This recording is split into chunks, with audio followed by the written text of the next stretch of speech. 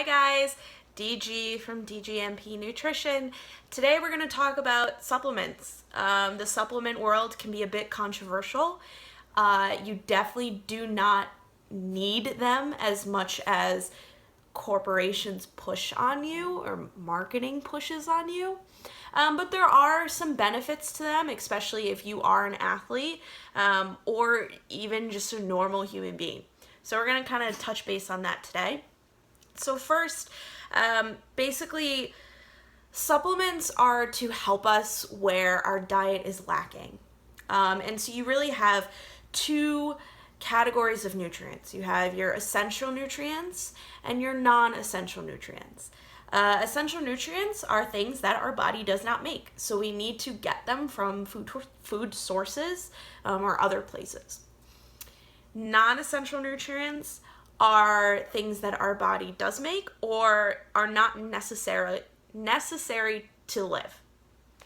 So when it comes to taking supplements, they can be very beneficial to everyone if we are lacking in our diets. So if you're not getting your 10 servings of fruits and vegetables a day, it's probably going to be smart to start adding in a green powder and a multivitamin and a multimineral.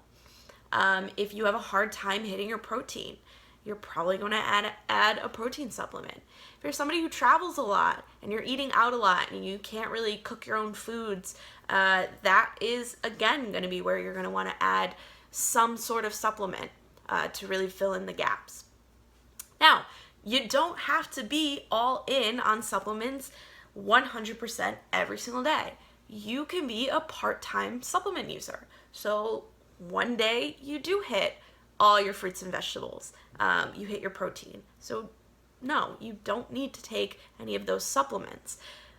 But, the next day you're super busy and you haven't touched a vegetable all day, yeah, you're probably gonna want to add some kind of green powder or multivitamin.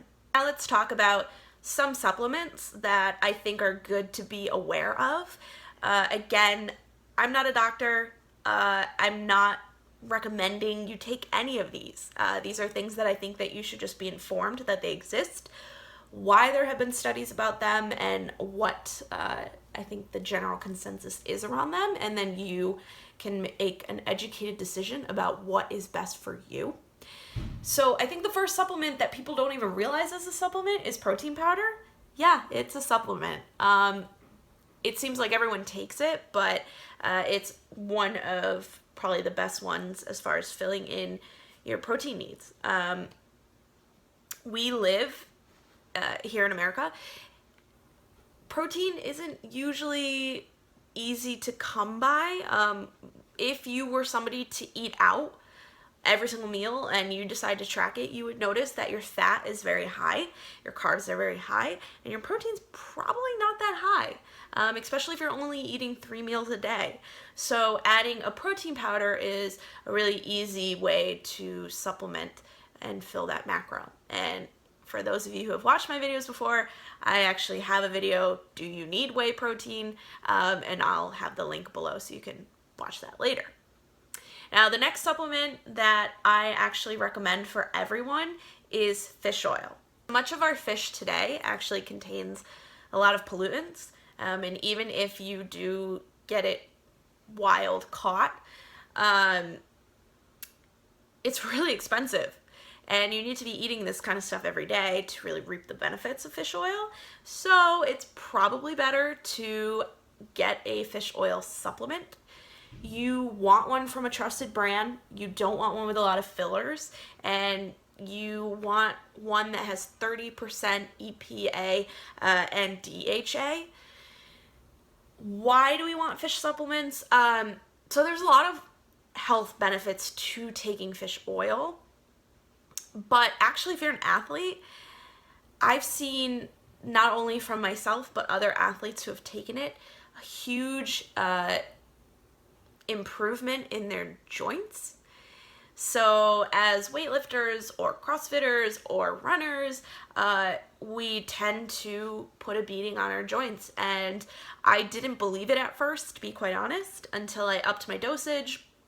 started taking it religiously and noticed that, you know, things weren't hurting so bad as much. I wasn't as crickety.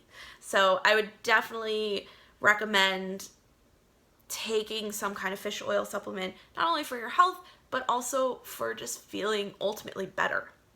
I mentioned before something to help you just in your general health.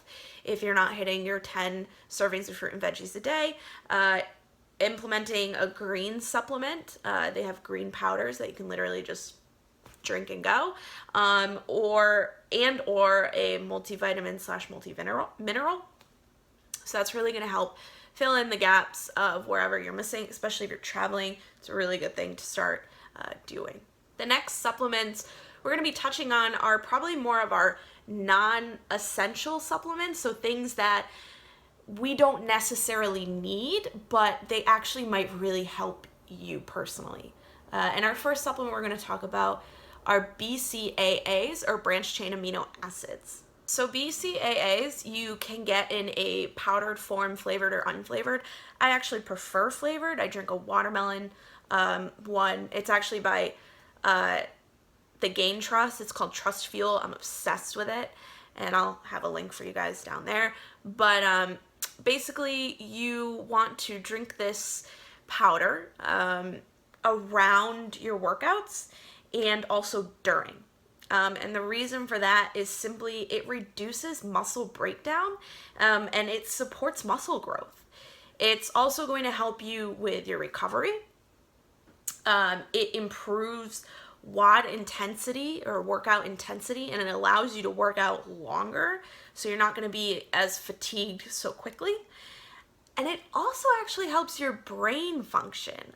Studies have found that your brain, it reduces mental fatigue.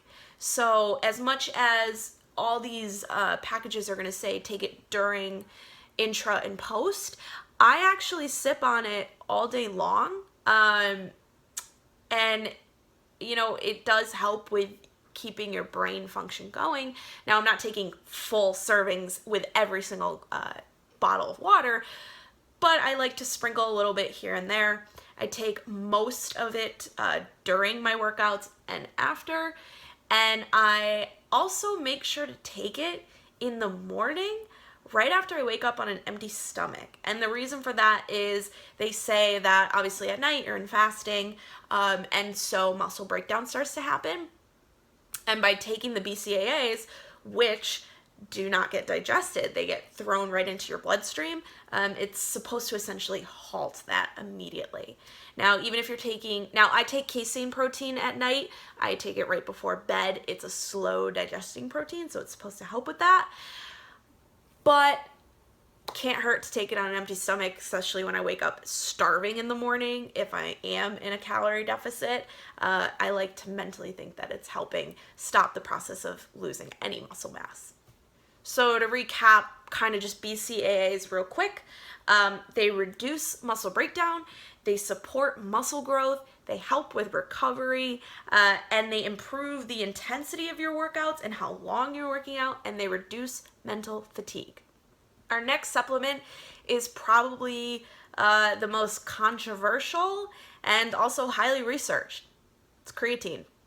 Creatine kind of got some bad PR back in the day.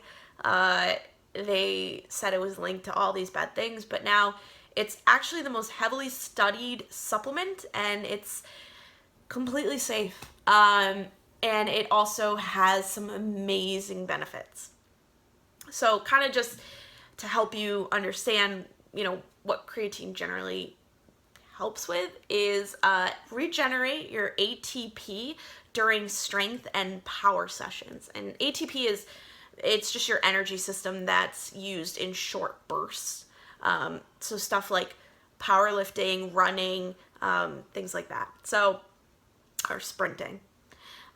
So what creatine benefits? There's so many, guys, that if you are really interested in understanding creatine in depth, I would do some research on your own.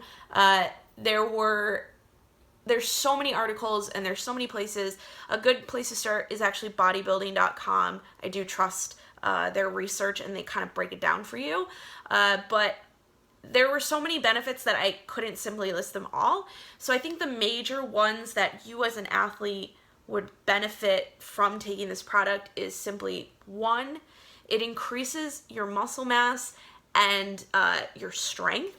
You know, everything that I'm telling you guys has been proven in a bunch of experiments. So based on research, creatine increases your muscle strength and size. It also enhances your recovery and increases the intensity that you're able to do in your workouts. And it improves sprint performance and brain function. Kind of all very similar to what we found in BCAAs, but this one's actually even more highly studied, so I kind of would say it's more likely that this stuff is actually very true. Something to note, if you're a vegetarian, your creatine levels are probably a little low or lower than a meat eater. So if you are a vegetarian and you are an athlete, you definitely need to be taking a creatine supplement. Now, there are so many forms of creatine. Definitely the most easily accessible, most studied is creatine monohydrate. That is what I take, and literally it's just creatine monohydrate on the bottle. It doesn't have any weird fillers or mixers or whatever. So that's kind of what you're definitely going to want to search for. So just to recap, we touched on a couple supplements that I think are good for people to be aware of so that they can make an educated choice for themselves and their bodies. So we talked about protein powder, multivitamin, multimineral, fish oil, green supplements, BCAAs, and creatine. So if you have any questions, please reach out to me, Danielle at dgmpnutrition.com. Follow me on Instagram at dgmpnutrition, subscribe to this channel, and sign up for our free meal prep newsletter. That's it. Thanks, guys. Bye.